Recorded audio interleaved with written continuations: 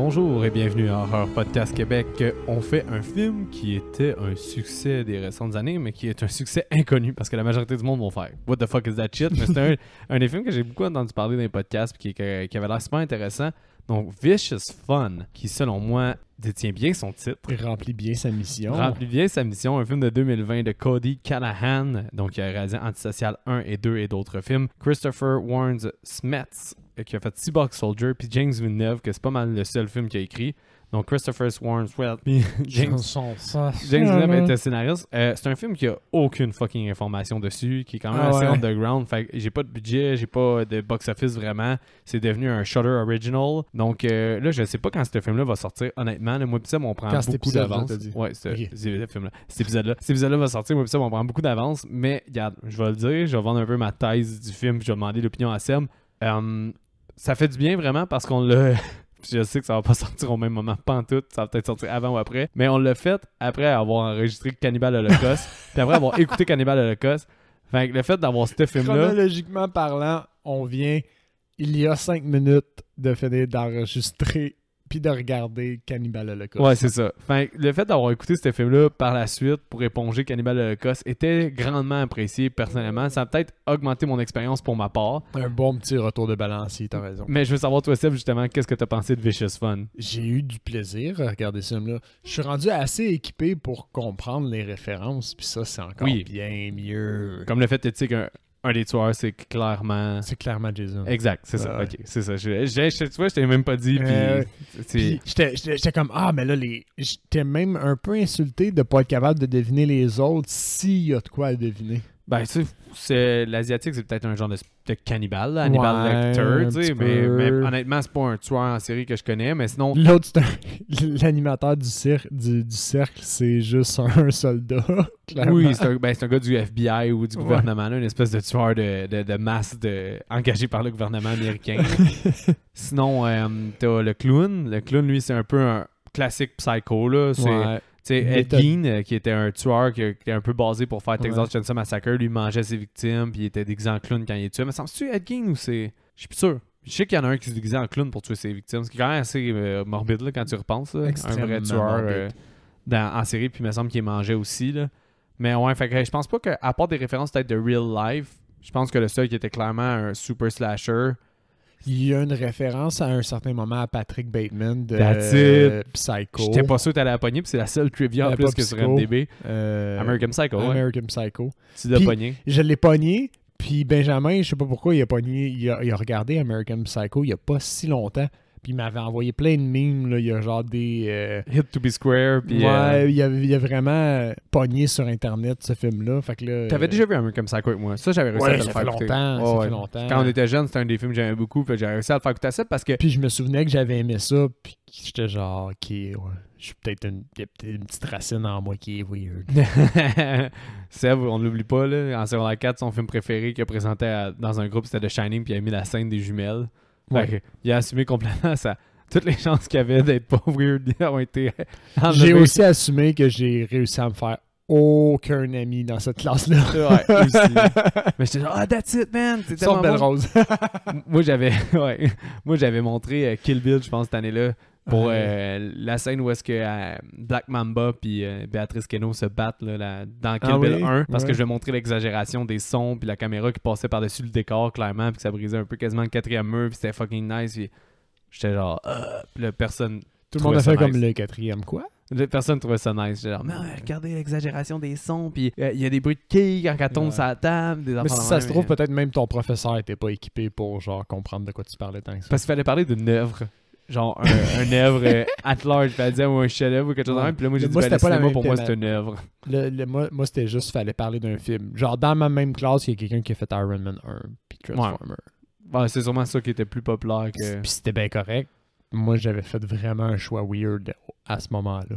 Non, mais je sais que j'ai parlé déjà de Clockwork Orange dans mon secondaire aussi, comme un des films. Je me demande si c'était pas le film que j'avais choisi, justement. On était peut-être en grosse force Kubrick, là, à ce moment-là. Mais respect à quelqu'un qui avait choisi Metropolis, le genre de manga, là. Ah, ok, oui, dans oui. ma classe. Ouais. Lui non plus, c'est pas fait beaucoup d'amis cette fois-là. Non, mais. Parce que personne n'a compris pourquoi ce gars-là regardait ça. Puis ça était genre, yeah! T'étais Non, pas encore anime, j'étais hein, pas à ce encore moment-là. animé à ce moment-là. J'étais vraiment dans les genres, oh, ok, moi j'ai présenté quoi de weird, mais tout est allé à un autre niveau. Donc, tellement une des plus grosses Mais intros pour parler de ce film-là, mais J'ai aucune idée, je me souviens même plus c'est quoi le nom de cette personne-là. Je m'excuse. ça a dégéré parce que probablement qu'American Psycho, on l'a écouté dans le même temps, là, c'est pour ça que ça a dégénéré Ouais, comme non, ça. c'est Mais effectivement, man, Patrick Bateman, il y a une Bob Mhm. quand il s'est fait présenter à la Guy Ritchie, là, parce qu'il présente tous les tueurs un moment donné avec.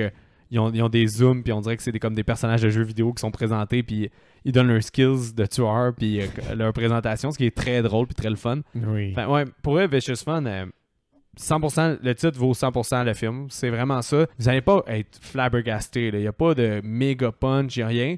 Mais tout ce qu'il fait, il le fait bien.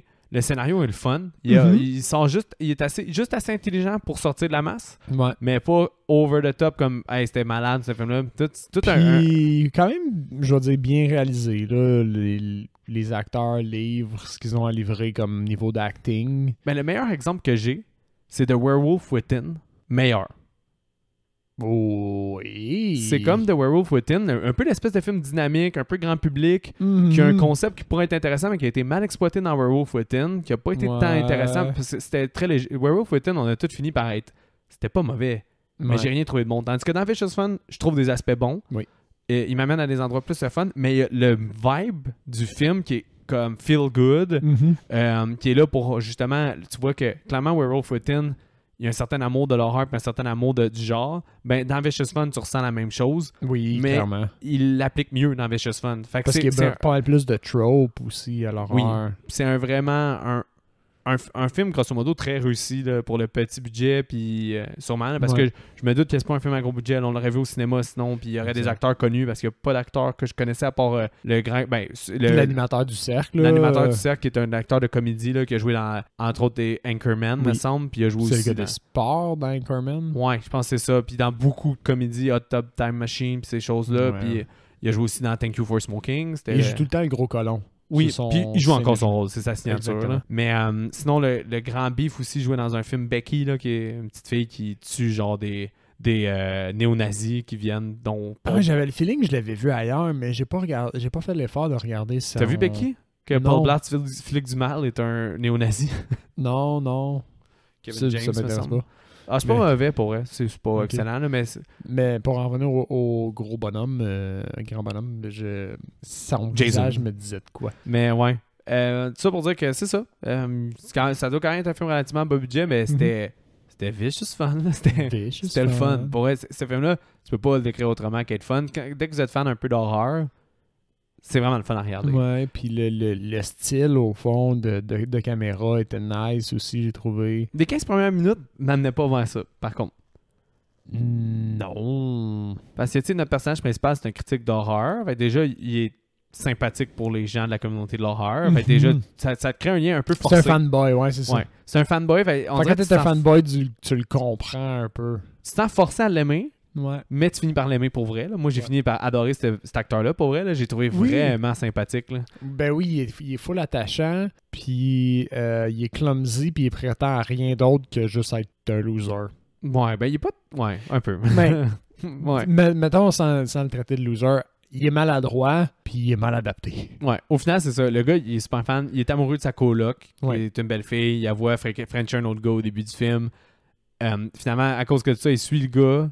Il finit par boire avec le gars, puis suivi par le gars, puis par payer. Ben, en fait, il finit par payer la tournée au gars, qui Ouais. est Bob, au final. Là, Bob. Puis là, il se défonce. La scène qui se défonce, c'est déjà drôle. Là. C'est un un beau petit montage. là. Ouais, puis c'est quand même drôle. Là, déjà, tu te dis, OK, c'est pas trompé, mais où est-ce que ce film-là va s'en aller? Tu sais, moi, j'avais aucune idée, pas vu À aucune partir de ce bande-annonce. moment-là aussi, t'as pas vraiment d'attache sur où est-ce que ça s'en va. Non, T'as puis- aucune façon de savoir que ça s'en va là. Moi, d'ailleurs, aussi, c'est ma première écoute. Là. Des fois, souvent, je fais découvrir des films que moi, j'ai écoutés à Seb. Là. Mhm. La majorité du temps, c'est ça. La majorité... Donc, Cannibal Holocaust que j'avais déjà vu. Pourquoi? Mais, fait que, il y a d'autres films que... La majorité du temps, j'ai écouté les films que j'ai fait écouter. Puis, celui-là, je l'avais vraiment pas vu. Enfin, j'étais comme, OK, pour vrai, je suis pas sûr que... Je comprends pas pourquoi le monde a un hype. Tu sais, je trouvais ça très... Je trouvais que... Je m'attendais à un nouveau Werewolf Within. J'étais vraiment dans le mode, OK, c'est un Werewolf Within. Il y a des gens qui l'ont overhype. C'est sympathique comme film, mais c'est pas excellent, là, c'est pas bon. Mais finalement, quand la twist arrive, il est défoncé, il s'endort. Puis là, quand il se réveille... il est complètement défoncé dans le bar, il vomit, Oui. genre. Ben, Il ça, la s'endort scène... dans le bar, puis il se fait embarrer à l'intérieur. D'ailleurs, la scène où il vomit, là, tu sais, la première fois, là, il est tellement... Il drunk calls sa coloc, Ouais. puis il vomit sur le téléphone. Puis l'époque est pas... C'est pas les années 2020. Ouais, 1983, au 1980, Minnesota. juste pour le mettre en contexte, parce qu'il l'appelle avec une Cabine borne téléphonique, ouais. téléphonique dans le bar. T'as raison, dans faut le remettre en resto. contexte, là, c'est Minnesota C'est 1983. ça. Fait que, tu sais, lui, il est critique de films d'horreur, puis c'est encore c'est genre le moment, là. C'est Oui, le début. Ben, pas le début, mais... parce que c'est ça, au début, tu sais, il parle avec un gars qui sort plein de films d'horreur, puis il lance son pitch que lui, ben, il ferait un film de slasher avec un tueur que c'est un chauffeur de taxi. Il va porter Ça, les filles c'est chez important, eux. ça. Ouais. Il va porter les filles chez eux, mais les filles savent pas. Personne peut le rattacher avec parce qu'au final, il les connaît pas. Fait que c'est comme un peu son pitch de film d'horreur là, qui revient. Mm. Mais ouais, tout ça pour dire que la vomi sur le téléphone, j'ai même marqué drôle, point d'interrogation, puis je voulais te le demander. Moi, j'ai juste fait un sourire. Là. La première fois qu'il vomit sur la téléphone boot, C'est comme, ok... ben, Je tu sais sais, pas... le film t'en marque pas encore au début. Oui, Honnêtement, c'est ça. c'est ça. C'est vraiment. T'as eu le même feeling? C'est de la pitié que tu ressens pour ce gars-là. Mais puis tu sais T'es pas pas où est-ce encore- que le film s'en va. T'es pas encore attaché, t'as pas eu... T'as eu le personnage de Bob, Ouais, rapidement. rapidement, qui semble être comme... C'est ça qui est shady. le là. rival, il est shady, mais c'est le genre typique personnage que tu pourrais ne pas le revoir Ouais. du tout. C'est vrai. Tu sais, fait que t'as vraiment aucune attache encore aux événements, mais ça tourne rapidement après ça. Oui, mais honnêtement, C'est ça qui à ce arrive. moment-là, t'es quand même, ça va vite, c'est dynamique, ça prend quasiment 20 minutes là, installer tout mais ça. c'est ça. Mais pour vrai, j'étais vraiment en mode c'est un werewolf within, j'apprécierais pas tant mon écoute. On me force à aimer le personnage en le mettant fan de films d'horreur. J'étais comme je me sens manipulé un peu par l'écriture, par tout. J'étais vraiment pas dedans. Là, j'ai fait drôle, point d'interrogation. J'ai fait un sourire, mais bon. Tu sais, j'ai marqué ça pour te demander. Ok. Tu sais, j'étais vraiment. Mais au final, la joke de vomi m'a vraiment fait rire par la suite. Là. Plus elle avance dans le film, plus ça m'a fait rire. Puis ça. Le film a gagné, là, pour vrai. Là, les scénaristes ont réussi ce qu'ils voulaient faire. Là. Mais ouais, fait au final, il se réveille.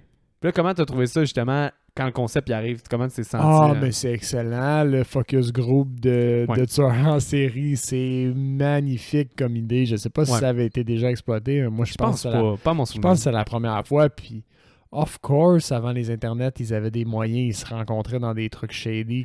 Mais souvent, dans des films, drôle. t'as ton personnage qui est un tueur en série ou des affaires, mais qui est avec du monde qui sont accro à l'alcool. Puis lui, il parle comme si l'alcool... le tuage, c'était son alcool. Ouais, il y a ça comme une arrive façon de dévoiler son... d'en parler son sans plan, dire qui est ouais, quoi. sans le dire, mais eux, Mais dans ce film-là, c'est tout le monde est des tueurs. Là. tout le monde est des tueurs. Ils sont assis en cercle, puis ils parlent de ce qu'ils aimeraient, puis de leurs ambitions un peu, puis ils crachent le morceau. C'est vraiment un cercle de discussion. Puis chacun à leur tour, ils font leur truc. Puis là, lui, il sort du placard. Il est complètement dessoulé à ce moment-là. Ouais, il est censé être Phil, au final. Il est censé être Phil, un des membres du groupe. Un des tueurs. Puis là, il essaie, dans toute sa maladresse, de faire partie du groupe.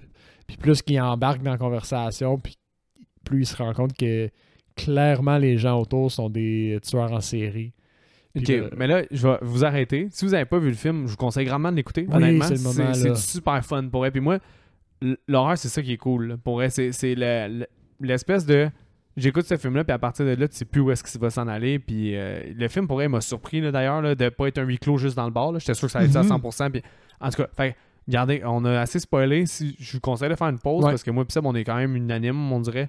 Ça vaut la peine d'être écouté, ce film-là. Si vous n'avez pas encore... Il est sur Shudder. Ouais. En tout cas, au moment où on enregistre l'épisode. J'imagine qu'il est encore... Mais C'est les Shudder Original, je me suis fait avoir. Un moment donné, je voulais en regarder un. Puis il était plus disponible. Je leur ai renvoyé un commentaire leur disant que c'est un Shudder original. Puis que je paye leur plateforme pour accéder à ce film-là. Puis que je peux pas le trouver nulle part ailleurs. T'as essayé à plusieurs reprises de Zachary, puis t'ont jamais répondu. Cette fois-là, ils m'ont juste répondu que dû au droit d'auteur, machin, ça circule, puis ça s'en va, puis ça revient. Puis je trouvais ça inacceptable parce que c'est un Shudder original, puis je pouvais pas le trouver ailleurs. Ouais. Je prends la tribune, puis je critique cette plateforme. À la défense de Shudder, il coûte genre 5$ par mois quand tu prends le forfait annuel. Si vous n'avez pas encore pris votre 7 jours gratuit, c'est le moment. Honnêtement, c'est que ce film-là, Shudder, ça vaut la peine de le prendre pendant 1 an puis de dévorer tout le contenu. Après ça, t'attends 2-3 ans. C'est comme cyclique. Là. Il n'y a pas assez de nouveautés pour que ça vaille la peine. Mais, en tout cas, ben, des fois, oui. S'il y a quelqu'un Ben, qui travaille pour Shudder qui nous écoute, ben, envoyez-nous un message, on va avoir une discussion. On va dire que ça vaut fucking la peine. non, mais ça vaut change vraiment le la peine, discours. aux 2 ans, là, je trouve. C'est ça, on va travailler sur quelque chose. Mais, Vicious pour en Fun. revenir au film... La rencontre, les gens parlent de d'autres. Exact. Fait que là, il y a, bon, on l'a déjà décrit, il y a le japonais cannibale qui est bon pour naturellement faire des sushis et manger des êtres humains et les tuer ninja style. Il y a le genre de militaire que c'est un tueur en série. Mais c'est un tueur de masse. Oh, lui, il tue. En guerre. Ouais, c'est ça. Là. Il est engagé au Vietnam puis il tuait des camps complets. Là. T'as Jason, qui est une trope assez facile à reconnaître parce qu'ils disent qu'il attaque des camps de jour puis des sorority house. Ouais. Puis qu'il est, il est tellement pas bon, il est sloppy, il laisse toujours au moins une fille s'échapper. Oui, exact. Puis aussi qu'il aime pas le sexe. Il y a clairement un problème avec le sexe. C'est clairement un trigger. Ouais. Puis t'as l'autre qui utilise ses facultés de comptable afin de trouver la méthode la plus efficace de tuer les gens et comptabiliser les kills. Ben, quand il explique qui est le meilleur tueur et comment en ce moment, il s'auto-référence. Il s'auto-référence, mais il se confie aux autres. Lui, il dit qu'il a trouvé un moyen de réanimer ses victimes. Fait qu'il compte le nombre de fois qu'il réanime, on va dire 8 fois, comme 8 kills. Parce qu'il est tue puis il réanime. Puis que la dernière, ben, c'est comme l'ultime kill. Puis que c'est ça qui le remplit le plus de joie. Ouais. Mais... Fait que déjà là, mais à ce moment-là, lui, c'est le clown à qui on fait référence depuis le début. Ouais. Mais il est vraiment déguisé en comptable. Puis c'est vraiment comme un bon 10 minutes plus loin dans le film, quand ils se mettent à tout virer vraiment tueur, que là, il met son déguisement de clown.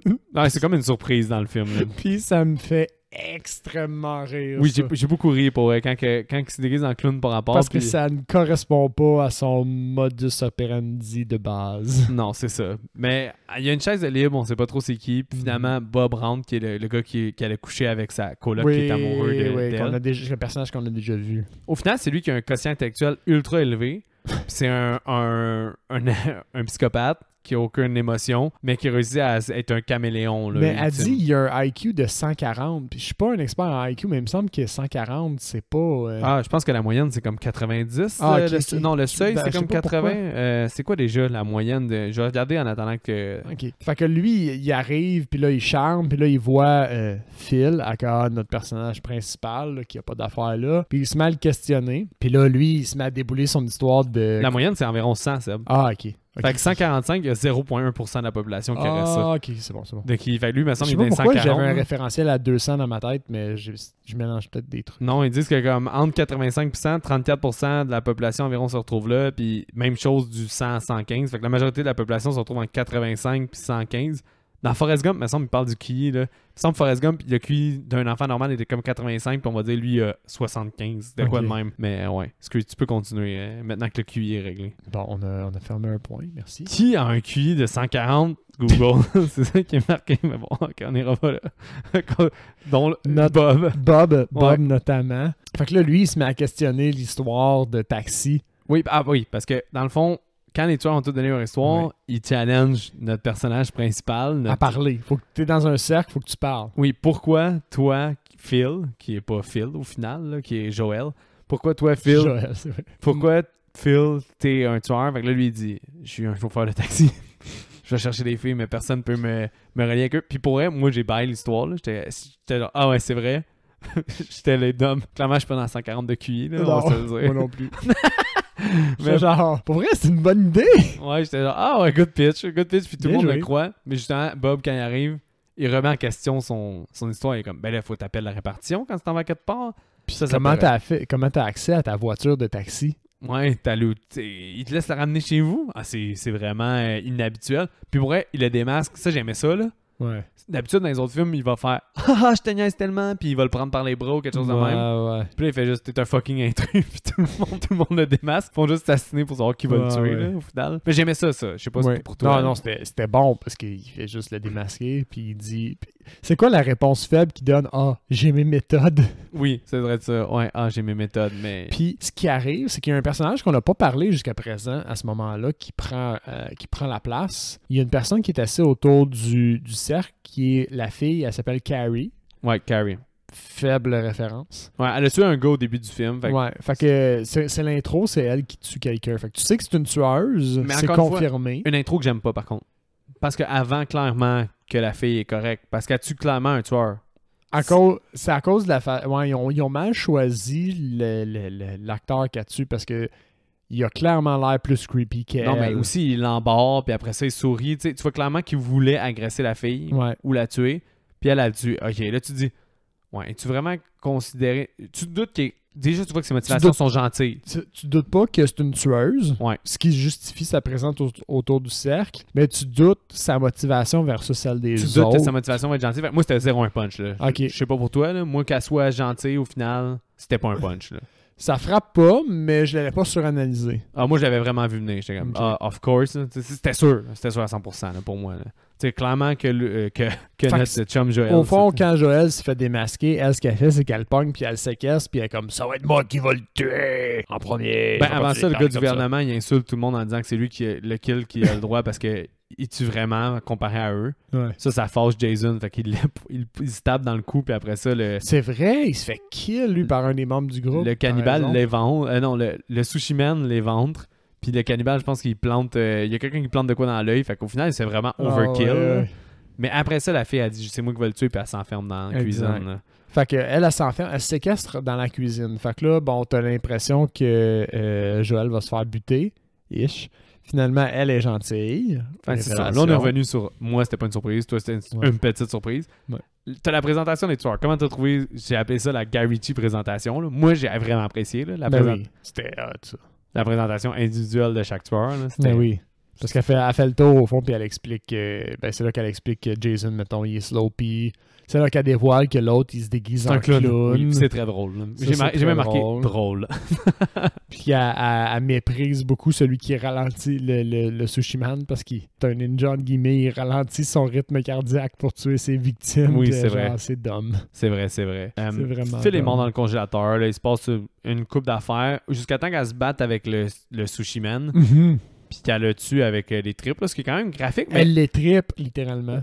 Ouais. C'est ça, elle l'étrangle avec des tripes. Elle l'étrangle avec les tripes. Mais c'est drôle quand même. C'est bien fait, cette scène-là. L'action, on y croit. Le déroulement, c'est bon. Tu sens qu'elle, elle se sent en danger aussi, là, comme pas sûr, même si c'est clairement établi que c'est une badass. T'sais, elle prend pas la situation à légère. Là. Ça aurait fait chier qu'on ait un personnage qui est comme « Ne t'en fais pas, petit. Tu vas t'en sortir. » Ça aurait été désagréable. Elle sent la menace, puis comme là, on est un peu dans la marde. Fait que tu fais qu'est-ce que je te dis. Ça a fonctionné pour moi. Jusqu'à temps que Joël déclenche l'alarme de police. De feu.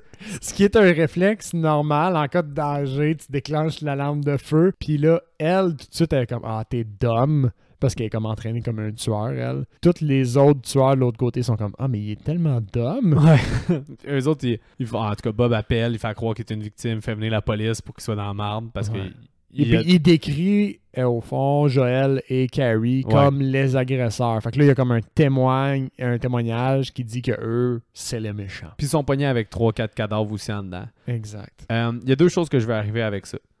La première, t'as je sais pas pour toi, mais la scène la plus poche du film est là. Parce que t'as comme une espèce de scène où est-ce que les deux parlent un peu de leurs sentiments, mais surtout Joël envers sa...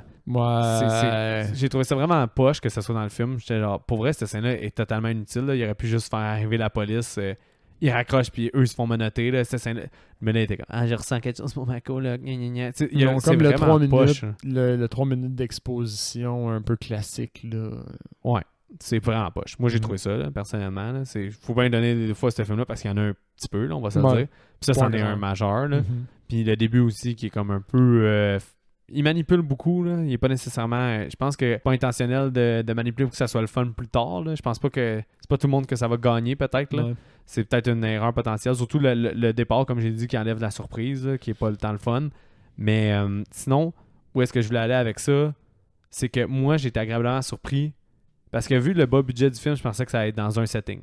Le restaurant, presque tout le long, ça allait se passer là. Il allait avoir des affrontements, pas à la Home Alone, là, mais un tueur à la fois essayer des poignées, ils se déprennent. Oui, il y a des c'est vrai que c'est vraiment comme ça que ça semble se dérouler parce qu'ils attaquent semi-simultanément. Ouais. Tu sais, c'est vraiment le sushi man. Après ça, c'est le clown.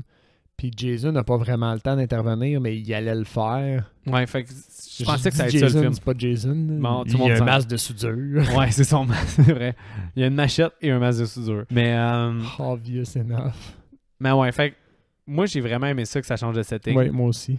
Parce que... J'ai vraiment aimé ça parce que on dirait qu'il adresse un autre trope de l'horreur que les policiers, c'est des épais. Ben, en fait, il y a... Qui est rarement exposé comme il est exposé là, je trouve. Parce que ils semblent faire leur job comme il faut, entre guillemets. Mais c'est vraiment tous des gnochons, là. Ouais, c'est vrai. Mais regarde, en plus, là, je l'avais la thèse, là, que il y a une scène clairement là, qui il parle au spectateur, là, le policier, là, quand il va expliquer c'est quoi qui va se passer. Là. C'est quoi déjà? Je me souviens pas. Je suis pas sûr de dessus. Si je l'ai pris en Là, note, je une sais. situation particulière où aujourd'hui, j'ai juste oublié mes notes chez moi. Fait que je fly sans filet. C'est Mick qui me supporte. Mais fuck, en tout cas, ils se font interroger, ils croient pas leur histoire. T'as plein de choses, mais c'est qu'il y a un policier qui est fan de Vicious. Ah oui, il lit le magazine que Joël écrit. Puis là, il le pogne dans un coin. Oui, puis là, il expose vraiment. Il dit, ben, je suis un fan d'horreur, pas un fan de... Il fait la nuance, puis il explique les genres et les sous-genres de l'horreur. Ben c'est ça, il dit que c'est un gender blend. C'est vrai là que gender blend. Il dit que ça va être un gender blend. Que des fois, les films d'horreur deviennent comme une espèce d'hybride avec de l'action, des choses comme ça. Ben, c'est quasiment comme s'il regardait la caméra en disant ça. Dans genre, le film devient ça, puis c'est quand même drôle. C'est un autre personnage qui est fait exprès pour qu'on l'aime, là, parce que clairement, le policier est méga fan d'horreur, il connaît les affaires, puis il est super sweet. Là, exact. Il est comme sans méchanceté. Là. Mais bon, finalement, le tueur arrive, Bob arrive déguisé en détective. Là. Du FBI. Ouais, du FBI. Puis ça me fait fucking rire. Pour elle, la trope du... Il y a deux policiers, là, deux détectives, puis t'as celui qui est fan de films d'horreur. Là. Fait qu'il y en a un qui veut toujours péter à gueule à tout le monde. Là.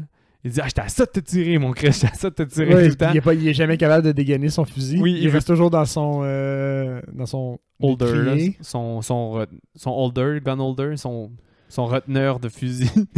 Mais on est deux gens lettrés, là. Il essaie de vraiment tout le temps péter la gueule à tout le monde. Il est toujours en train de le dire. Puis ça me fait fucking rire parce que des fois, il y a des scènes qui sont clairement des clichés de l'horreur. Là, mais exemple, t'as juste Bob qui dit... Le policier, il y a une panne de courant. Ben là, le policier, il dit « Ah, je vais aller voir c'est quoi la panne de courant. J'espère pas mourir. » Quelque chose de même. Bob, il dit « Ah, le seul moyen que tu pourrais pas revenir boire avec nous, c'est si tu meurs. » Le gars, il dit « J'espère vraiment pas que ça va arriver.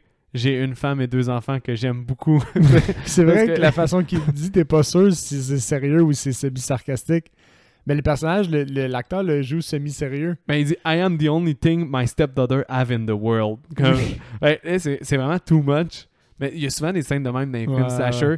Il essaie d'humaniser le gars avant de le tuer là, pour que tu fasses comme « Oh non! » Merde! Ben, là, c'était vraiment la seule chose que sa demi-sœur a. Dans ce film-là, qui est clairement conscient du genre, tu vois juste que le gars, il souligne qu'il va aller mourir. J'espère que non. Mais fait, comme de fait, ben, c'est super intentionnel, ouais. Il se fait bien tuer, lui. Lui, il se fait tuer par le clown? Non, lui, c'est la machette. Ouais, il se fait m'acheter le bras. Il se fait couper le bras, puis après ça, dans le ventre. Ouais, c'est vrai. Ouais. C'est l'autre, c'est celui qui est fan d'horreur, qu'à ce moment-là, ben là, tous les tueurs rentrent dans la place. Ouais, effectivement. Puis c'est lui qui se fait piquer. Ouais. Puis fracasser le crâne. Assez non, violemment. il met un clou au milieu de la tête. Là, tu te dis, ils vont sauver le fan de film d'horreur, clairement. Non, il fait juste bien l'avoir. Pas de sourcils. Ouais, Bob, il plante 2 crayons dans les oreilles de l'autre policier. Fait que tes 3 policiers sont morts déjà, juste au début de l'attaque. Là. C'était bien ça. Puis c'est là la scène à la Patrick Bateman parce qu'il met un raincoat. Oui, avant de le tuer pour le... J'ai dit raincoat, je suis franglais. Oui, un... Hey, c'est bon, on a de la misère avec les anglicismes. C'est difficile ce soir. Mon Dieu, manteau de pluie. Un manteau de pluie. Un manteau de pluie. Puis il demande au policier, s'il pleut, il n'y a vraiment rien qui passe au travers de ce manteau de pluie-là. Puis le policier est comme, non, vraiment, vraiment pas. Je sais pas pourquoi tu demandes ça. Il n'y a jamais rien, mais les policiers sont dummies, là, encore une trope, comme tu disais, des films d'horreur. C'est lui qui avait l'air le moins dummy jusqu'à présent. Oui, là. effectivement, mais... Ouais, mais il a peur de la fille tout le long. Oui, parce que la fille, elle fout les jetons. Ouais. Mais c'est drôle. justement, Carrie, elle décide d'aller se battre avec Jason. Puis elle finit Ouais, par, parce que le Carrie et Joel ils étaient enfermés là, durant tout ce temps-là. Ouais, effectivement. Mais ils avaient trouvé une épingle à un certain moment, fait qu'elle est capable de sortir de sa cellule. T'as Classique des bons raison skills. bidon. Y en a un qui t'a marqué quand même, là? Jason, comment il meurt, c'est correct. Ouais. T'as Bob, comment qui est... Ben Bob, il stab Carrie, mais sinon le clown, comment il meurt, il se fait exploser par un bureau, là. Elle le gèle avec son propre affaire. Ah puis- oui, ça c'est fucked up. Elle bouscule, elle flippe le bureau sur le crâne. Ça c'est violent, man. Ouais, vraiment. D'ailleurs, Joël a utilisé un de ses appels pour appeler sa coloc, fait qu'elle se présente au poste aussi. Ça c'est con. Bob, il stab Carrie. Joël bloque le couteau avec son bras, là. Fait que... Ça aussi c'est con. Ouais, mais par contre, il défend bien Carrie. Ouais. La coloc, elle se fait... Parce qu'il faut dire avant qu'un peu Carrie il avait dit fais juste déguerpir. Fait que là il déguerpit puis il reprend son souffle. Puis il fait comme je dois être l'héros des histoires et retourner au poste de police. Puis il revient en courant. On parle comme si Joël était pas le fun, mais pour vrai, à partir de quand le film démarre, Joël, on n'a pas dit à quel point il est quand même très drôle. Là. Mais c'est parce qu'il y a une face de marde, man. Oui, Il y a quand même un petit sourire de comme j'ai envie de le frapper, mais je suis attaché, fait que je le ferai pas. C'est weird comme feeling. Mais honnêtement, je pensais qu'il allait être poche là, au début du film. Je pensais vraiment pas m'attacher à lui. Finalement, je me suis vraiment attaché au personnage. Il est vraiment demi-attachant. Ouais, puis il est cool là, pour elle. Je l'ai recast à contre-cœur parce que je voulais pas le recast parce que je l'ai laissé le même. Bon recast. Mais je l'ai recast à contre-cœur. Là. Mais ouais, fait, tout ça pour dire que c'est ça. Il réussit à s'évader de la prison puis à quand même frapper pas pire Bob, puis même à le frapper en véhicule. Oui. Mais vu qu'il a poignardé Carrie, ils veulent l'amener à un hôpital. Fait que là, déjà, t'as un autre setting, ce qui m'a vraiment étonné parce que j'étais sûr que ça allait finir dans le poste de police. Ouais, moi aussi, c'est vrai. Il décide d'aller quand même dans un hôpital. Puis, comme de fait, Bob, il se déguise en médecin. Il réussit à s'infiltrer partout qu'il va, le tabarnouche. Là. Il y a des petites scènes connes aussi, comme le médecin qui fait « Vous en faites pas, parce que Carrie est comme semi-consciente. » Ouais. Il dit « Ne vous en faites pas, elle est entre bonnes mains. » Mais il arrête pas d'échapper ses gants. Oui, c'est vrai. C'est niaiseux, mais ça m'a vraiment fait rire. C'est genre, vrai, ça marche pareil. Tu te dis comme je veux pas que tu m'en perds. T'es pas capable de tenir tes gants. C'est vrai pareil, hein? Il y a de l'humour parsemé dans le film. On n'a sûrement pas parlé de toutes les blagues, ce qui est une bonne chose si jamais vous écoutez et vous voulez aller écouter le film plus tard. Là. Mais au final, t'as un combat un peu convenu là, parce que Carrie est maganée, fait qu'elle est dans le quasiment le coma. Puis que t'as juste Joel qui s'en va la sauver. Il coup de bassinette, les deux ils battent ensemble Bob. Finalement, elle finit par le scalpeller environ vingtaine de reprises. Je les ai pas comptées, mais... Oui, c'est quand même violent, ça. Elle fait pas... Elle se contente pas de confirmer la mort, là. Elle stab violemment, là, à une vingtaine de reprises. Comme tu dis. Il y a une couple de fois que Joël, il gagne souvent, puis il a vraiment de la misère. Puis d'ailleurs, il a vomi sa cabine téléphonique. Mais là, elle finit par... les vingtaines de fois par y planter le scalpel dans l'œil, ce qui est vraiment gratuit là, en perspective des nombres de fois qu'elle l'a poignardé dans le foie. Mais lui, il prend une éternité à mourir, là, on va se le dire. Oui, c'est long. Bob prend vraiment longtemps à mourir. Il s'arrache même l'œil qui sort. Puis ça prend vraiment du temps. Puis Joël assiste à ça, inoffensif à côté. Puis il finit juste par piouquer sur le cadavre du gars. Puis j'ai vraiment... Ça se paraît, là. Cette joke de vomi-là vraiment land avec moi. Là. Oui. Parce que le build-up du vomi est comme là tout le long du film. Fait que déjà, la première fois, j'avais pas ri au vomi, mais par après, il y a toujours le goût de vomir. Puis ça arrive souvent. Fait que là, quand il vomit sur le cadavre... Puis ils sont conscients, tu sais. Ils refont une blague par rapport à ça plus tard aussi. Oui, puis j'ai encore vraiment ri. Là. Fait que ça m'a juste quand même fait rire. Là, mais quand il vomit sur un gars... Il y a certains films qui n'auraient pas réussi à l'end, mais celui-là, il build up la joke de vomi assez pour qu'elle soit appréciable. Là. C'est comme si tu savais pas que tu appréhendais cette joke-là, puis quand elle est là, elle était méritée. Genre. Je sais pas. Non, elle est à point. Là. C'est comme une bonne joke de pet, man. Quand c'est à point, ça fonctionne. Ouais. Ben, une joke de vomi, c'est bon aussi. Finalement, il prépare une espèce de sequel, là, parce que Carrie elle a un petit livre avec plein de noms de tueurs dedans. Là. Elle a comme une liste noire. Ouais. Puis là, Joël il devient son espèce de acolyte. Là, parce qu'elle travaille pour une organisation secrète. Oui, c'est juste ça qui est dit. Puis ça, je trouve ça excellent. Oui, qu'on sait jamais, effectivement. Là. Moi, c'est excellent qu'on sache pas. Ça aurait été vachement de la merde qu'on sache. Mais pour elle, c'est ça. Là, Joël devient comme une espèce de badass. Il s'en va au cinéma, puis il trouve une fille ligotée, clairement, qui va se faire tuer par le tueur qui est rendu le préposé au popcorn. La fille vient complètement le décrisser. Elle plante une machette dans la tête, c'est ça? Ou... Ouais, elle le fracasse. Oui, non, mais c'est une machette ou un couteau dans la tête. C'est une hache. Puis là, elle dit à Joël, va faire des provisions. Puis là, il fait pas une provision. Puis quand elle arrive dans le champ, il a dit, t'as oublié quelque chose. Puis full comme anodin. Il fait, ah oui, c'est vrai, j'ai oublié ça. Puis il retourne chercher la machette qu'il a laissée dans le crâne du tueur. Ouais. Puis il revient comme super enjoué. Puis il lui demande, t'as-tu vomi? Il fait, non, mais j'ai gag. Puis il est comme, ah, c'est cool, c'est amélioré. Oui, parce que le gag est quand même... Il passe pas une éternité à mettre la joke de faire un gag de vomi. Ouais. Il passe pas une éternité à la placer. C'est vraiment juste... Il l'enlève, ouais. Il passe proche de vomir, mais gag, il s'en retourne dans l'auto. Exact. C'est très drôle. Puis, le plan change pas. T'as pas un close-up sur lui qui gag. C'est pas un moment. Faut juste... T'étais là, tu l'as vu gaguer, c'était drôle, puis fais l'en profiter. Puis quand elle souligne, t'as-tu vomi, puis il est comme, non, trop fier, t'as gagué. Ah, ouais, c'est pas grave, la prochaine fois, tu vas peut-être pas gaguer. Il faut comme, bon travail, mon grand. Ouais. Fait que, ouais, Vicious Fun. Vicious Fun. That was fun. Fun. Fait que ça, je vais te demander ton appréciation du film, mais on se partage encore une bière, fait que je vais l'ouvrir pour le phénomène du podcast. Oh mon Dieu. Je te verse ça, puis je te demande comment t'as aimé le film, puis ton appréciation. J'ai aimé le film. Je le recommande à tous les gens qui sont fans d'horreur. Je pense que ça pourrait être un bon petit film d'intro malgré tout, parce qu'il est pas si sévère que ça. Il est quand même léger à regarder. C'est sûr que les gens ne pogneront pas le second degré puis les références, mais je pense qu'il est quand même un peu accessible. Je sais pas ce que t'en dis, là.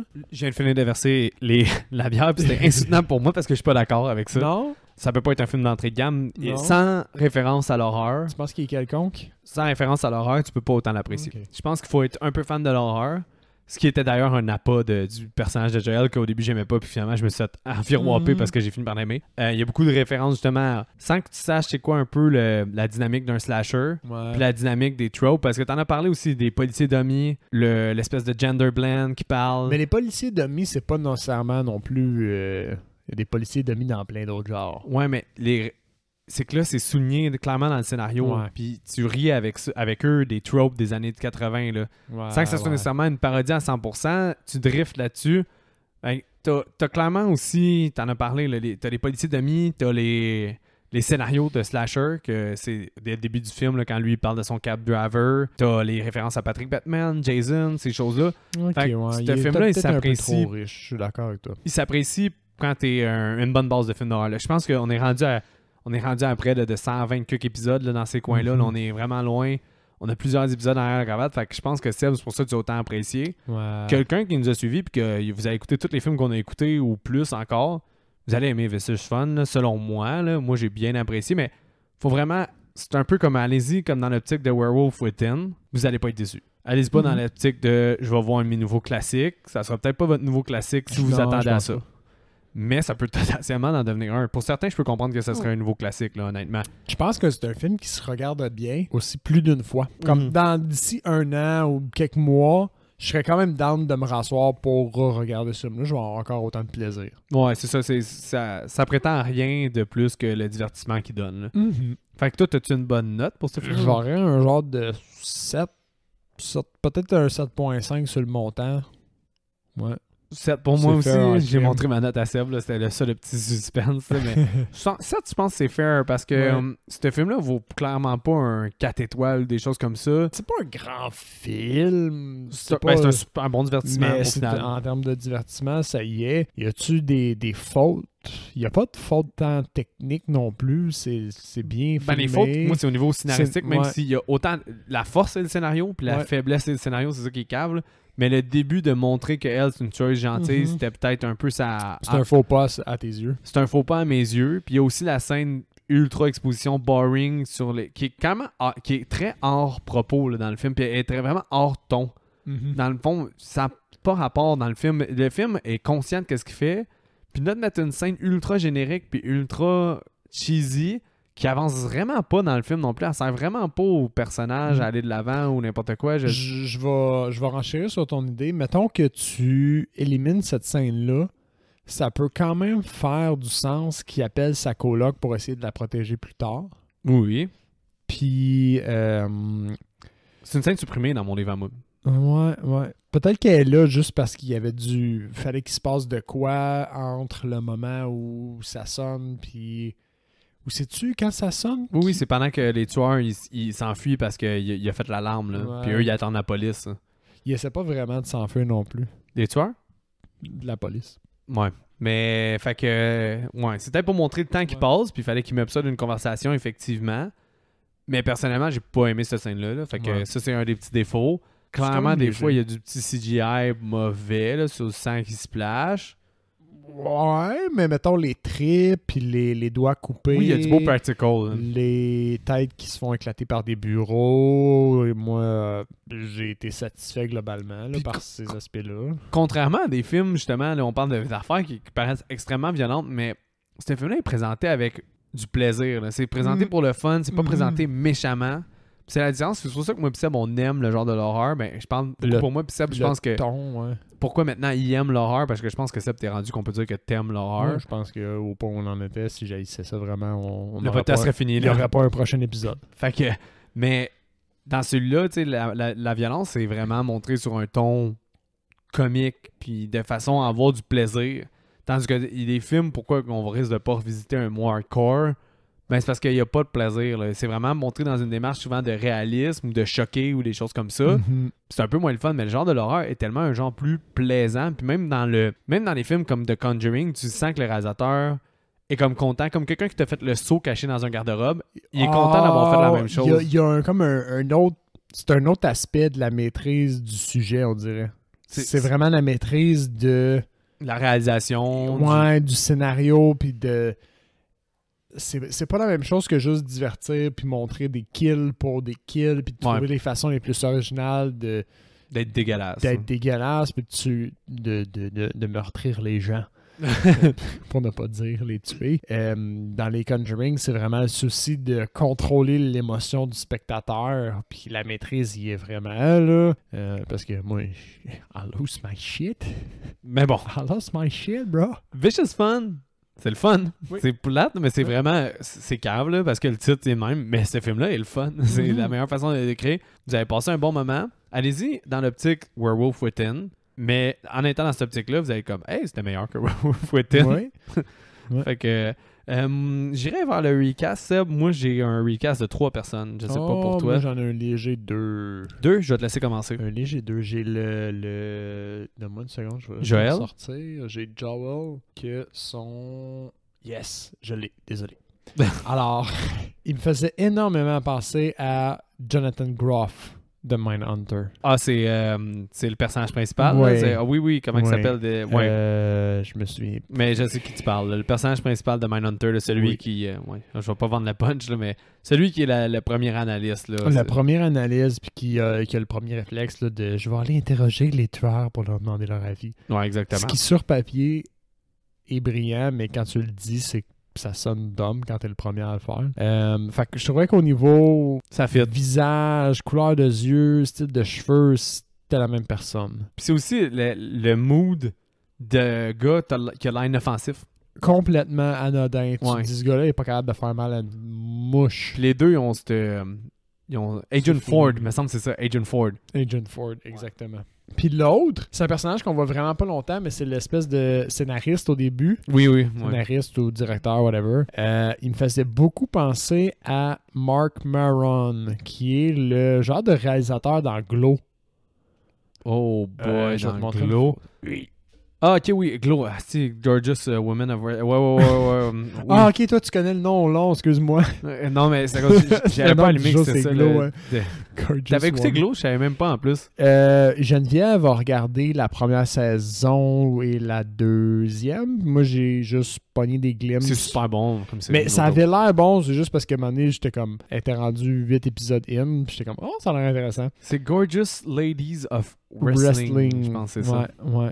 Fait que cette personne, lui, je trouvais qu'il il est capable d'avoir le même, on dirait, chien que ce personnage-là, puis il a le même genre de moustache, puis de face. Puis dans Glow, il joue genre le même personnage. Le réalisateur reckless, puis qui sac, puis qui s'en fout, puis genre, je vais te donner, I'm gonna give you a piece of advice, kid. Puis genre, qui s'en fout, puis qui donne son avis à tout le monde. C'était exactement ce personnage-là. C'est vrai que ça fit, man. Ça fit vraiment gros. C'est mes deux. Ouais, c'est juste ça. C'est deux bons par contre. Hein? Vaut mieux la qualité que la quantité des fois. Yeah. Moi, j'ai été pour des gens qui vont, à part un, qui vont un peu dans le monde de l'horreur. Là. Fait que je vais commencer par Carrie. Mm-hmm. J'ai mis Juno Temple. Juno Temple a joué dans Atonement. Puis elle a joué aussi dans Horn avec Daniel Radcliffe. Fait qu'elle a joué dans une couple de horror adjacent aussi, me semble, dans mon souvenir. Là. Mais Juno Temple, je sais pas, j'avais un vibe que elle aurait pu apporter plus de charisme à la personnage de Carrie. Aurait fallu qu'il la mette différemment. Parce que là, elle a l'air quand même de... Délicate un peu. De notre personnage de Carrie. Non, Juno Temple. Ah oui, c'est ça. Aurait fallu qu'il la présente un peu plus comme le accountant. Il a l'air de rien, mais qui est badass. Mais j'ai trouvé vraiment bonne, Juno Temple. Je trouve qu'on la ça voit pas assez. ça aurait fité, mais il aurait fallu qu'il travaille un petit peu plus, là, je pense. Mais moi, je suis sûr qu'elle aurait réussi. C'est pour ça que je l'ai choisi, parce que je suis d'accord. c'est une actrice de plus haut calibre, certainement, pour moi, parce que Carrie est comme un peu oubliable. Puis je pense que...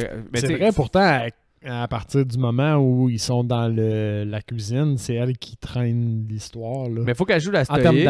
En termes d'action, je parle. Là. Faut qu'elle joue la stoïque, mais le problème, c'est qu'elle a jamais de moment, on dirait, où est-ce qu'elle... Même le moment où est-ce qu'elle pourrait être le fun ou un peu attachante, elle l'est pas. Parce qu'on se fiche de son histoire. C'est ça. Fait parce qu'on en a pas, c'est ça le point. Non, mais c'est que je pense que, exemple, la scène où est-ce qu'elle a demandé à Joël s'il gag ou de quoi de même, une actrice qui a du charisme aurait réussi à transposer un peu plus quelque chose. Un peu plus. Parce qu'elle joue la badass pour jouer la badass. Ouais, puis elle décroche pas de ça, mais bon. Bob, j'ai mis Kyle Gallner. Kyle Gallner a joué dans Jennifer's Bodies, Frisson 5. Il a joué aussi dans le remake de Nightmare on Elm Street, si je me souviens bien. Fait Kyle, K-Y-L-E. Puis son prénom. Je vais aller dans Jennifer Body. G-A-L-L-N-E-R.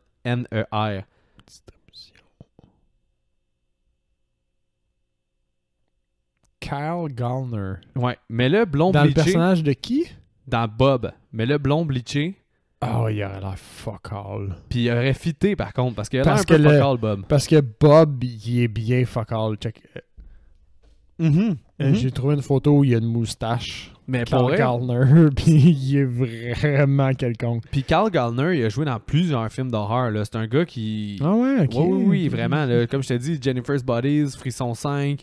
Il a aussi joué dans, me semble, le film que j'ai nommé tantôt. Là, je vois Freddy 2010. Oui, c'est ça, très ça. Freddy, le remake. Il a joué dans plusieurs films d'horreur. Fait que c'est un gars qui aime le genre, d'après moi. Ghost of War. Ouais, ça aussi, c'est un film d'horreur, no joke. Fait que il est vraiment dans l'horreur, ce gars-là. Fait que j'aurais trouvé cool dans ce rôle-là parce que je suis sûr qu'il aurait pu. Parce que je trouve qu'il est bon acteur, puis je trouve qu'il aurait pu se démarquer. Sinon, Joël. Honnêtement, cette personne-là, dans ma tête, elle n'existait pas. Fait que j'ai comme découvert un nouvel acteur en ce moment. Sinon, Joël, c'est Ansel Elgort. Puis là, t'as pas besoin de le chercher. Là. Ansel Elgort, c'est Baby Driver. Fait que ça, c'est notre Joël. Je sais qu'il y a moins de lines offensifs. Mais il aurait été bon. Non, il est capable de le jouer s'il veut. Ouais. Il est capable. Fait que j'hésite entre le tien et le mien. Ansel Elgort, c'est Joël. Que t'en aies un bon. Parce que le mien, je le trouve excellent. Non, le tien est super bon aussi, no joke. Je trouve quasiment le tien meilleur parce que je trouve que Adrian Ford, il a plus l'air naïf. Puis il rend plus le niais. Ouais. Mais c'est à cause que je trouve que Ansel Elgort, c'est un des... Pour moi, c'est une star en ascension vraiment beaucoup. Là. Je trouve qu'il est ultra charismatique. Puis il a l'air à choisir ses projets. J'ai pas autant un suiveur de vie de star, mais j'ai l'impression qu'il choisit parce qu'il est pas apparu dans un millier d'affaires. Mais le nouveau West Side Story est excellent. Là, celui qui joue dedans. Ouais, de Steven Spielberg. C'était super bon. Puis c'est lui qui joue le personnage principal. Fait que déjà ça, puis Baby Driver, c'est deux gros films. Là. Baby Driver fait partie de la pop culture. Là. Puis le remake aussi du à regarder, Baby Driver. Mais c'est que c'était brillant. Là, puis la musique, la première heure du film, comment le film est bercé par en fait, la musique et le film font un. J'avais vraiment vu ça, sauf dans Magnolia puis dans d'autres des grosses œuvres. Fait que ça, déjà, c'était fou. Là. La deuxième heure est le fun, mais pas autant impressionnante que la première heure. C'est qui déjà le réalisateur? C'est là, tu demandes, mais j'ai un blanc. C'est celui qui a fait Edgar Wright.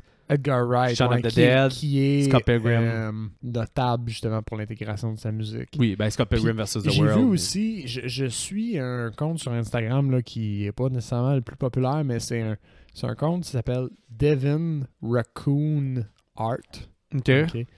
Puis le gars, il fait des genres de top, mettons les top 10 des films que j'ai plus aimé telle année, top 10 des films que leur titre, c'est des chiffres, des affaires de même. Puis il a fait un genre de top des scènes, des films de Edgar Wright où t'as la même scène à différents moments dans le film, mais présentée de façon un petit peu différente.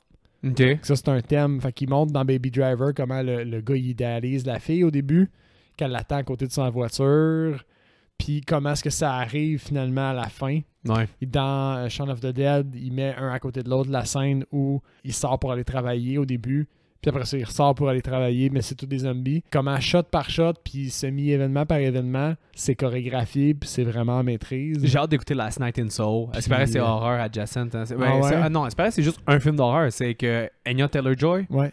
Puis Espère c'est vraiment bon. Là. Fait que c'est ouais, Edgar Wright. Je l'ai vu passer. Mais ton top a de l'air intéressant, man. Ouais. Ça me fait juste penser que Edgar Wright, d'habitude, j'écoutais tous ses films vraiment gros, mais la pandémie étant, ça a été difficile d'aller voir Last Night in Soho au cinéma. J'ai pas réussi les autres films d'Edgar Wright depuis Scott Pilgrim. J'ai tout été voir au cinéma. Fait que ça m'a vraiment fait chier. C'est Scott Pilgrim. Ok, oui, c'est ce gars-là. Moi, je suis pas bon avec les noms. Hein, fait que. Dude, il y a une. Clueless. Edgar Wright, il y a Shaun of the Dead. Il y a Hot Fuzz. Ouais. T'as Scott Pilgrim, Baby Driver. Last Night in Soho qui est là-dedans. C'est un gros réalisateur quand même. Le World's Hands, c'est lui aussi. Fait que World's Hands, il faudrait que je redonne une chance. Le Max de Déjà Vu, c'est son top d'Edgar Wright. Mais, ouais. Ouais. On a été voir au cinéma ensemble, hein? Oui, on l'a vu ensemble. Puis je me souviens faudrait qu'on y redonne une deuxième chance parce que je pense qu'on se l'était hype. On se l'était hype parce que ça avait l'air de la méga comédie du temps de ce temps-là. Non, mais c'est à cause que Hot Fuzz était tellement drôle. J'ai pas vu Hot Fuzz. Ben aussi Shaun of the Dead. C'était quand même un gros film. Je l'avais pas vu à ce moment-là non plus. Mais en tout cas, c'est deux gros films. Puis en plus, on revenait de Scott Pilgrim. Oui. Donc, Story Short, toi, t'avais adoré Scott Pilgrim. Puis je pense que c'est son film après. Fait là, on était super hype à cause de Scott Pilgrim. À ce moment-là, je pense que j'avais rarement trippé sur un film comme Scott Pilgrim. Je me souviens distinctivement qu'on était allé le voir au cinéma en anglais. Puis c'était dans les temps où on commençait à aller voir en anglais, au cinéma en anglais. Puis je me souviens distinctivement m'être dit « Oh shit, j'ai jamais vu quelque chose comme ça, puis qui m'allume autant à ce moment-là. » Ah ouais, moi tout, ça avait vraiment été flabbergastant. Comme ta parouette. Il y a des références à un paquet d'affaires. On était sortis vraiment énervés du film, là, je m'en souviens. C'était assez solide. Sur le coup, je t'aurais dit c'est le meilleur film au monde. Ouais, mais... Fait que ça, Edgar Wright est vraiment un réalisateur cool. Là. Fait que j'ai bien hâte. J'aimerais quasiment qu'on fasse Last Night in Soho pour le podcast. Mais ouais. Fait que Seb, t'as-tu écouté quelque chose cette semaine? Parce que moi... Pour vrai, je n'ai pas ouvert la télé. Ah ouais, ok. Occupé, là. Occupé au coton, mon gars. J'ai no TV for me. J'ai gamé un petit peu, pour être franc. À quoi t'as gamé? Moi, je joue à Overwatch. Sans jugement. J'ai toujours été un fan de la compagnie qui fait ces trucs-là, Diablo, etc. Puis quand ça a sorti, j'ai embarqué. Puis c'est un des... Je suis pas tant un gamer. Tu games avec Ben, hein? Je game avec Benjamin, oui. Puis c'est un des rares jeux où il y a des cliffhangers. Il y a des matchs, c'est unilatéral. Tu pètes l'autre équipe ou tu te fais complètement ramasser. Mais il y a des matchs, man, tellement incroyables qui s'étirent, puis t'es comme si on va l'échapper, puis ça s'étire, man. C'était sous cas pour toi cette semaine? Puis c'est vraiment juste j'ai gamé, puis ça s'est étiré comme un segment. Mais j'adore jouer à Overwatch, c'est le jeu que je joue quasiment. Moi, je fais rire de moi par du monde là, beaucoup, là, parce que je suis zéro gamer, là, fait que j'ai aucune référence gamer. Là, dont... Exemple, dans Scott Pilgrim, pour revenir, là, la tune de Zelda, c'était ça, je l'avais même pas remarqué là, quand j'étais au cinéma, fait que c'est pour donner un référentiel. T'as vraiment moins un référentiel en termes de jeux vidéo. Là. J'ai arrêté de gamer à Mario Kart 64. Mais là. Tu dis ça, mais en même temps, t'es quand même un esti de joueur de Smash au GameCube. Ah ouais, je suis quand même un des meilleurs. T'es quand même vachement frustrant à jouer contre. Oh, ouais. C'est le seul jeu que j'ai vraiment master. Il y a un point où je jouais avec du monde à l'université. On avait une GameCube dans notre local, OK? Ouais. Puis je jouais à Smash Bros avec du monde. Puis je me sentais bon parce qu'une fois de temps en temps, j'étais capable de crisser une rince à quelqu'un. Puis j'arrivais pour jouer avec vous autres, une petite gang d'animal. Puis j'ai jamais eu envie de jouer avec vous autres parce que Chris me faisait péter non-stop. J'avais aucune chance. Ouais, GameCube, j'étais assez animal. Fait c'est vrai. T'es pas un gamer, mais quand tu pognes un focus sur quelque chose, t'es quand même intense, on va le dire comme ça. Là. Comme les films d'horreur, mettons. Mettons, juste ouais, Smash, un exemple. C'est vrai, Smash Bros. GameCube. Smash Bros. GameCube, vous pouvez essayer de m'affronter. Là. Vous amènerez une GameCube, c'est maintenant on fait une Oh, j'ai l'impression qu'on vient de lancer un défi. Ouais, ça fait longtemps, là. Va falloir vous me laisser toi, t'es rouillé un peu, une ou deux games pour me remettre la main. Là. Mais d'après moi, je devrais vous péter la gueule avec... C'était qui mon joueur en plus? Hey, ça va pas bien. Je pense que c'était Link ou Young Link. Je pense que tu jouais, ouais, moi tout, j'avais je pense que c'est Young Link. Ça. Je pense que t'avais Link. C'est difficile aujourd'hui. Mais... je pense que c'est Young Link. Ouais, c'est difficile à dire. Je vais même pas me risquer. Ça tombe bien, là, parce que... je vais couper ça court parce que moi, j'ai pas écouté grand-chose à part que j'ai profité de notre abonnement Shudder pour le mois à cause qu'on a voulu écouter Cannibal Holocaust, fait qu'on a pris Shudder. Puis Vicious Fun était une très belle découverte. Répercussion par de le ça. fait. Mais j'ai écouté les Creepshow qui me manquaient parce que moi, j'ai écouté les autres saisons. Fait que la saison 3, il manquait 2-3 épisodes à ma grande surprise que j'avais pas pu écouter. Mettons, là, il nous reste 24 heures. OK, ça c'est nice. Okay. Il nous reste 24 heures de l'abonnement à Shudder. Sur le contenu en date d'aujourd'hui, c'est quoi le film qu'il faut absolument que je regarde avant que tu cancelles l'abonnement? Go! Oh boy, man. Mais moi, j'ai juste des films que moi, je veux découvrir. Fait que, c'est pas grave, ça compte. Moi, j'ai le goût de découvrir Blood of Dracula, qui est un film de Andy Warhol. Andy Warhol, okay. Qui était comme un membre influent des artistes des années 70. Là, puis tout ça, ça a l'air vraiment fucked up. Là, fait que ça m'intéresserait vraiment gros. Puis sinon, il y a un documentaire qui s'appelle... je me souviens plus trop quoi, Witch and... quand on était à Fantasia voir le film de Ghostland là, de Nicolas Cage, il y avait une affiche, puis c'était une espèce de château, on dirait en blanc, en noir et blanc. Ouais. Puis c'est... En fait, c'est un film de 3 heures sur la sorcellerie, puis les films, puis les... C'est un film ou c'est un documentaire? C'est un documentaire. Okay. C'est les mythes, puis ça c'est hot. Plein de choses sur des mythes, puis des films qui ont été adaptés de ces mythes-là, puis des choses comme ça, sur tout ce qui est folk horror, puis sorcellerie, puis ces choses-là. C'est vraiment des thèmes que je trouve fucked up et malades. Puis il y a un documentaire qui est sur Shudder qui a l'air vraiment, vraiment nice. Fait que c'est celui que j'écouterais. J'ai mis d'ailleurs dans la courte liste que j'ai eu le temps de mettre. C'est celui qui a comme une affiche noir et blanc. C'est elle que je te conseillerais le plus d'aller parce que super bonne review partout. Sa expérience est excellent. Puis en plus, ben moi, c'est mon jam, là, sorcellerie, dark. The Witch, il faudrait qu'on le fasse d'ailleurs. The Witch, c'est dans ma palette. Il est dans ma liste. Il est dans ma liste personnelle. Puis je le regarde pas parce qu'on va peut-être le faire un jour, on sait pas. Ben, on va le faire, parce que pour vrai, il y a des films marquants de 2010 à 2020, dont tu as eu Midsommar que tu as déjà fait, Héréditaire, ces choses-là, mais tu as aussi le réalisateur de The Witch, qui a fait aussi Lighthouse, qui est Roger Edgar, quelque chose comme ça, je me souviens plus de son nom par cœur, mais c'est un réalisateur vraiment une future star d'Hollywood, là, puis c'est lui qui a starté par The Witch. The Witch, c'est super influençant, Get Out, de Jordan Peele. T'avais Ari Aster avec Héréditaire, que t'as déjà connu. Sinon, t'avais Babadook, de la réalisatrice, que là, j'ai un blanc, Jennifer, j'ai un blanc sur son nom. Fait, il y a quelques films qui ont marqué beaucoup la période de 2010 à 2020, donc Kevin Underwood pour moi.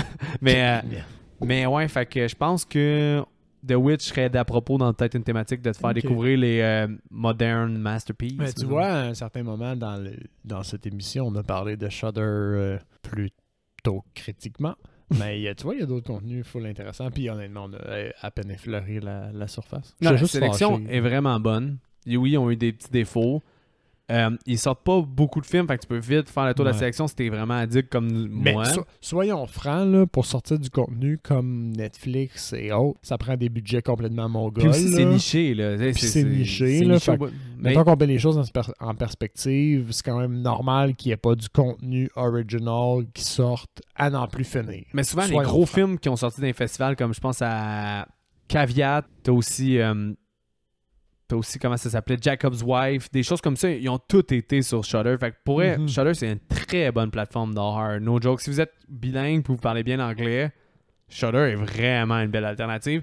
La seule affaire qui est plate, c'est parce que nous autres, dans un contexte de découverte, on veut pas nécessairement découvrir les nouveaux films, vous l'avez sûrement remarqué. Oui, c'est ça, on essaie de rattraper mon retard. Fait avec Tubi, puis Plex, puis d'autres trucs gratuits comme ça, puis de Netflix, ben là... Ta collection personnelle aussi. Ma collection personnelle. La majorité du beaucoup. temps.